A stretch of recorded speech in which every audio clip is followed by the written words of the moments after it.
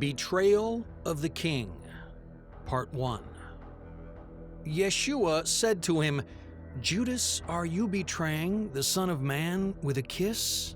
Luke 22:48. The city of Jerusalem buzzed with excitement. The Feast of Passover was about to begin. Every spring, Hebrew people from far and near came to Jerusalem to keep this special feast and remember how God had helped their ancestors escape from Pharaoh, the king of Egypt. "Will Yeshua come to the Passover this year?" the people asked. They knew the religious leaders from the temple did not like this teacher from Galilee.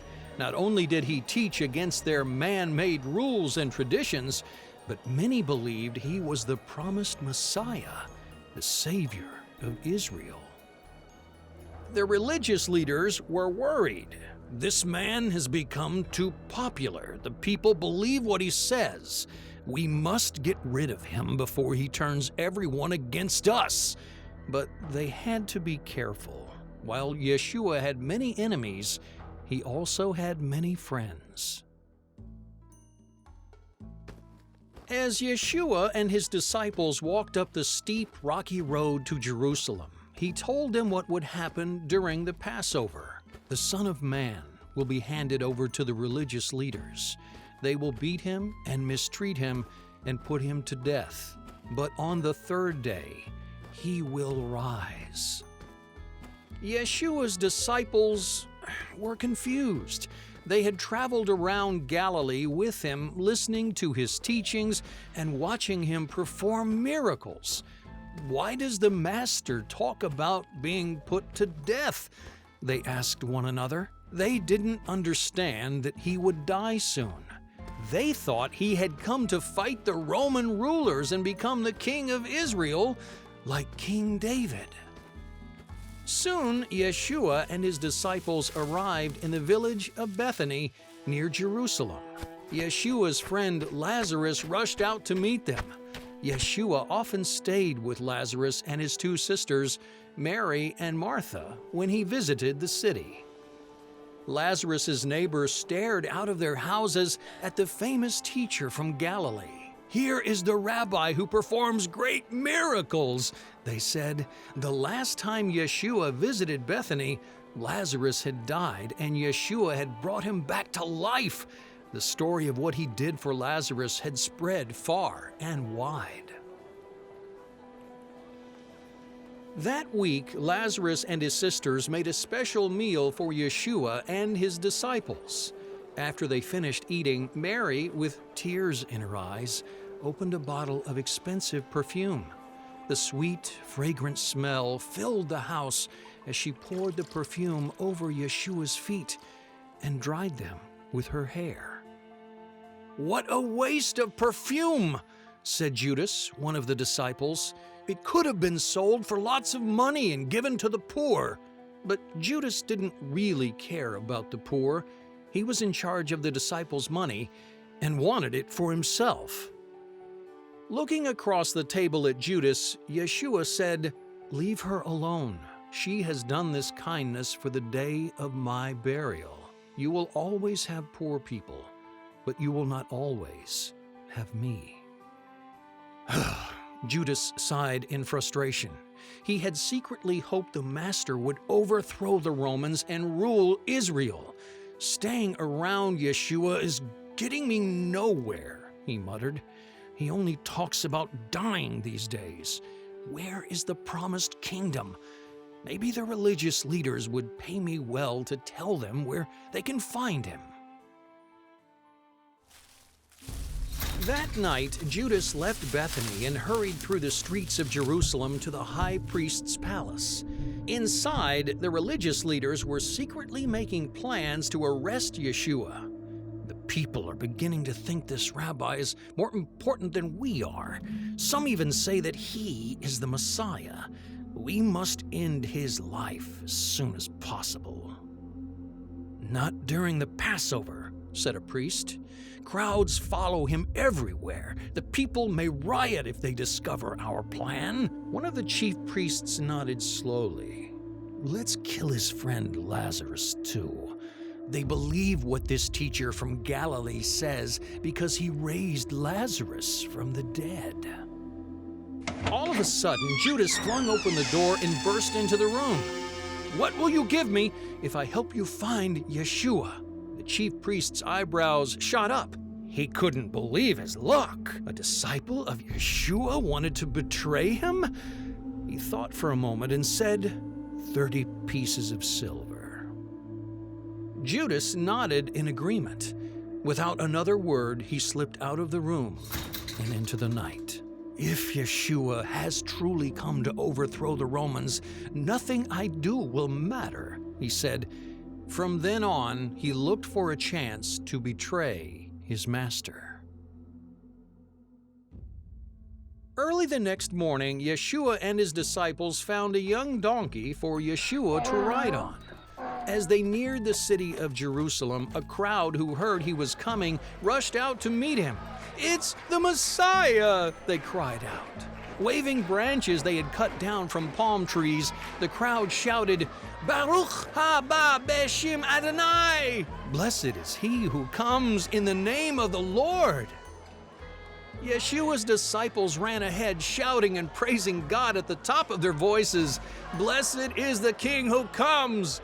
People covered the road with palm branches and clothing to make a royal carpet to welcome Yeshua. "Here is the long-awaited Messiah. Please deliver us." A group of religious leaders called the Pharisees heard the disciples praising God. "Rabbi, tell your disciples to be quiet," they said. But Yeshua was not worried. "I tell you the truth, if my disciples were quiet, the very stones would cry out." More people poured out of the city to see what the fuss was about. "Who is this man?" they asked. "This is the prophet Yeshua from Galilee. He is the promised Messiah." Yeshua rode through the city streets until he reached the temple. Its massive stone walls loomed high above the houses. Its gold and white roof shone brightly in the morning sun. Outside, hundreds of Roman soldiers guarded the gates. Pilate, the Roman governor, did not want any bad behavior during the coming Passover feast. Inside, the courtyard had become a marketplace. Traders were buying and selling animals and changing money. They were cheating the people instead of honoring God. Yeshua clenched his fists. The temple was never meant to be a place to buy and sell things. It was meant to be a place to worship God. The next morning, Yeshua returned to the temple and made a whip out of rope. Cracking it above his head, he kicked over the traders' tables and knocked over their stools. "How dare you turn my father's house into a market?" he thundered. Sheep bleated and oxen grunted. Coins scattered across the courtyard and rolled down the shiny marble steps. Yeshua said to the people, "It is written, my house is a house of prayer, but you have made it a place for robbers." When the chief priests learned what had happened, they were furious. "Let us waste no more time. We must find a way to put this man to death." Part 2. That week, Yeshua visited the temple to teach everyone about God. Many people came to hear him speak and see if he would perform any miracles. He told stories to teach the people God's ways and how God wanted them to behave. When the religious leaders saw the eager crowds around Yeshua, they sent spies to trick him with hard questions so they could arrest him for speaking against God. "Rabbi, we know you teach God's laws. Is it against our law to pay taxes to Caesar?" Yeshua knew the religious leaders taught God's laws but did not obey them.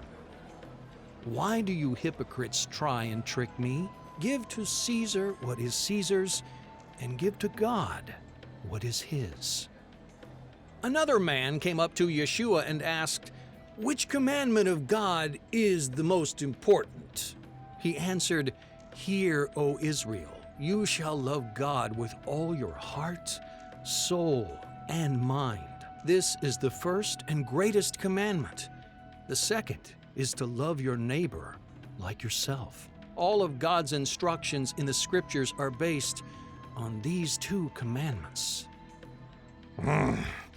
The religious leaders grit their teeth. Even though Yeshua spoke against their rules and traditions, he still obeyed and taught what was written in the scriptures.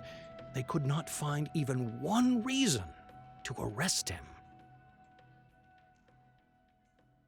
At the start of Passover, Yeshua and his disciples met at a house in Jerusalem for a meal. Reclining on the cushions, Yeshua said, "I wanted to eat the Passover meal with you before I die, but I will not eat it again until we eat together in the kingdom of God." Yeshua then took a cup of wine, spoke a blessing, and passed the cup around the room. "Take this and drink it." Then he took some bread and blessed it. "From now on, do this to remember me." Breaking the bread into pieces, he gave it to the disciples. "Take this and eat it. This represents my body, which is being broken for you." As the disciples ate, Yeshua rose from the table.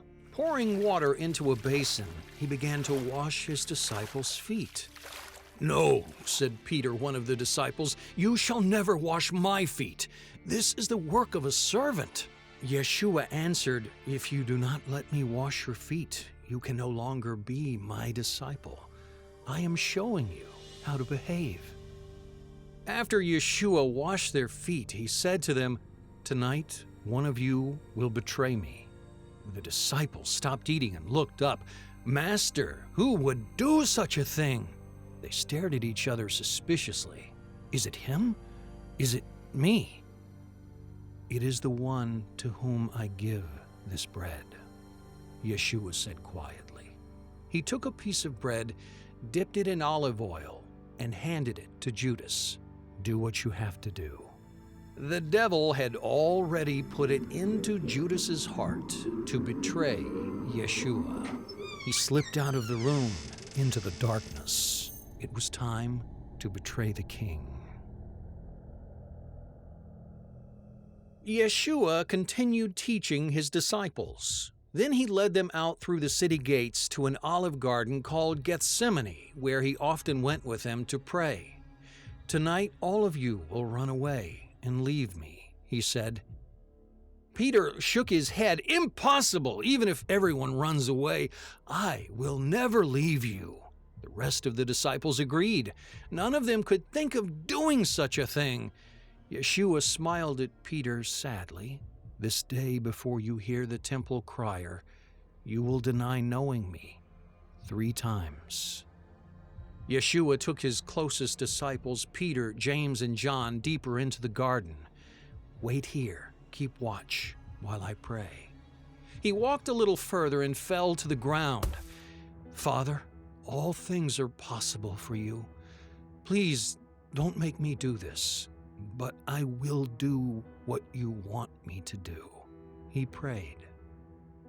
Yeshua understood he was about to die so God's promise to restore his people could be fulfilled.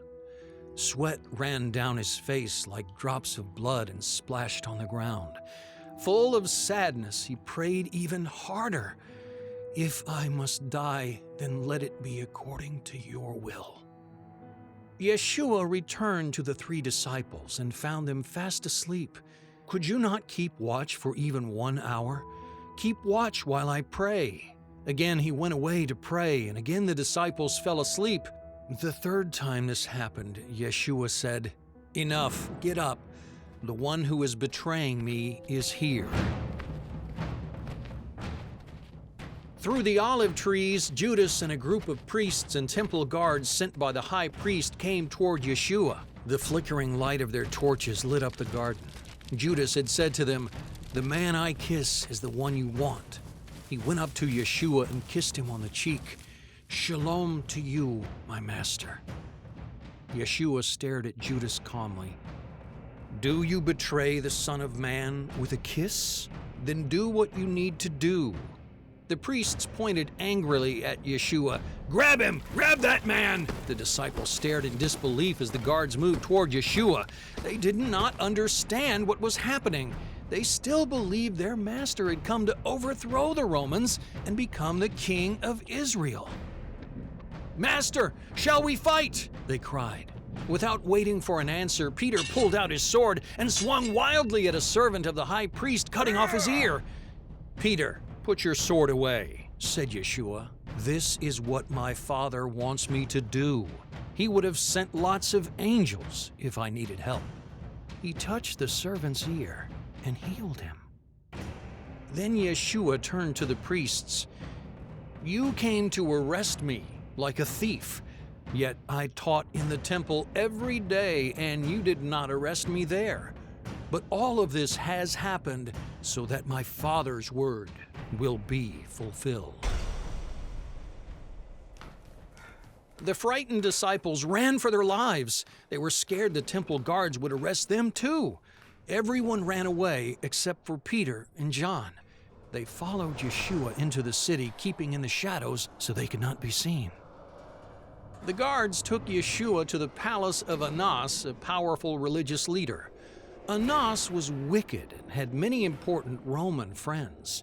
Like other religious leaders, he was meant to represent God to the people, but the leaders didn't always behave how God wanted them to behave. Annas asked Yeshua many cunning questions about his teachings to try to trick him. However, Yeshua was too smart to be trapped by Annas. I taught in the synagogues, in the temple. I spoke nothing in secret. If you want to know what I said, ask the people who heard me. Annas paced up and down. His questions did not fool Yeshua. Unsure what to do next, he pointed across the courtyard and said, Take him to Caiaphas. Let him deal with this so-called Messiah. The soldiers led Yeshua to Caiaphas's living quarters where the religious leaders had gathered. Caiaphas, who was the high priest, said to them, This man teaches against our rules and traditions. The people believe what he says. We must find a reason to have him killed before the people make him their king. Let's give some people money to say he's a troublemaker, said another religious leader. He looked around the room and lowered his voice. Then surely the Romans will put him to death. That night, Yeshua was brought before the Sanhedrin, the Jewish religious council. Determined to find him guilty, they questioned many men who had been paid to lie about Yeshua. But the stories the men told did not agree. At last, two men stepped forward. We heard this man say that he will destroy the temple and rebuild it in 3 days. Caiaphas leapt to his feet and peered at Yeshua. Is this true? He asked. Yeshua remained silent. Again, Caiaphas asked, In the name of the living God, are you the promised Messiah? Yeshua lifted his head and stared at Caiaphas. You are correct. One day you will see me sitting at the right side of my Father, coming on the clouds of heaven. This was just the moment Caiaphas had been waiting for. No man can say he is the Messiah, he shouted triumphantly. This is blasphemy. He is saying he is God. He must be put to death. Part 3. While the religious leaders questioned Yeshua, Peter warmed himself near the fire pit in the courtyard below. It was early in the morning, but everyone was wide awake. Servants hurried to and fro. Guards stood at attention. Everyone knew that something was up. A servant girl guarding the gate stared at Peter. Aren't you one of Yeshua's disciples? She asked. Peter shook his head. No, he told her. I don't know who you're talking about. The servant girl wasn't sure if she believed Peter. Speaking loudly to the men standing near the fire, she pointed at Peter and said, This man is a disciple of Yeshua from Galilee. So they asked him, Are you one of his disciples? Again, Peter shook his head. No, I am not, he said. A little while later, another servant came up to Peter and said, I saw you in Gethsemane with the man Yeshua. You must be one of his disciples. Peter turned to the servant angrily. Look, he said. "I do not know this man." Out of the darkness, the temple crier's voice echoed over the city. "All the priests prepare to sacrifice. All the Israelites come to worship." Peter looked up and froze. Across the courtyard, the guards were leading Yeshua away. At that moment, Yeshua turned and stared straight at Peter. And Peter remembered what he had been told. "This day, before you hear the temple crier, you will deny knowing me 3 times." He fled from the courtyard in tears. Early that morning, while it was still dark, the religious leaders took Yeshua, bound and blindfolded, to Pilate, the Roman governor. Although Caiaphas had found him guilty, only Pilate could have him put to death. Pilate had come from Caesarea to keep order during the Passover feast. He often stayed at King Herod's palace when he visited the city. Outside the palace, Pilate had set up a place to judge prisoners. Each year during the Passover, the Roman governor freed one prisoner chosen by the people. This is where the religious leaders brought Yeshua. Wanting him put to death as soon as possible, they gave Pilate 3 reasons to find him guilty.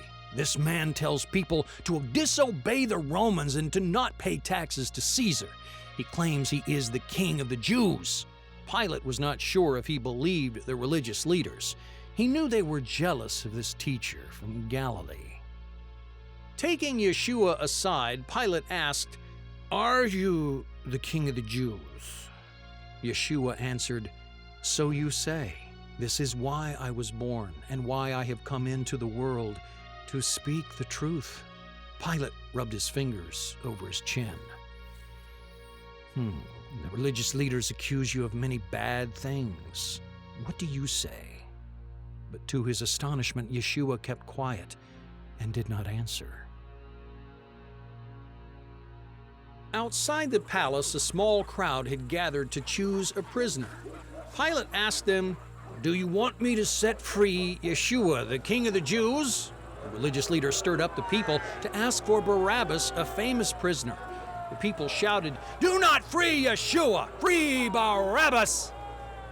Determined to put Yeshua to death, the religious leaders said, "He teaches the people to disobey the Romans. He started in Galilee and now he has come here." On hearing Yeshua had come from Galilee, Pilate had an idea. Herod Antipas ruled Galilee and had also come to Jerusalem for the Passover. "Take this man to Herod," said Pilate. "He may know what to do." Herod Antipas was delighted to see Yeshua. He clapped his hands with excitement. "Perhaps this man will perform a miracle for me," he said. He asked Yeshua many questions, but Yeshua did not say a single word. Herod Antipas was not used to being ignored. Slamming his fists on the table, he shouted, "Bring this so-called king a fine linen robe."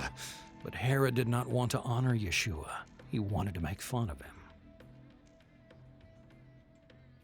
After Herod Antipas had finished mocking Yeshua, he sent him back to Pilate to make a decision. "This man has done nothing wrong," Pilate told the crowd. "Even Herod Antipas agrees with me. I will punish him and set him free." The religious leaders did not want Yeshua set free. Once again, they encouraged the crowd to ask for Barabbas.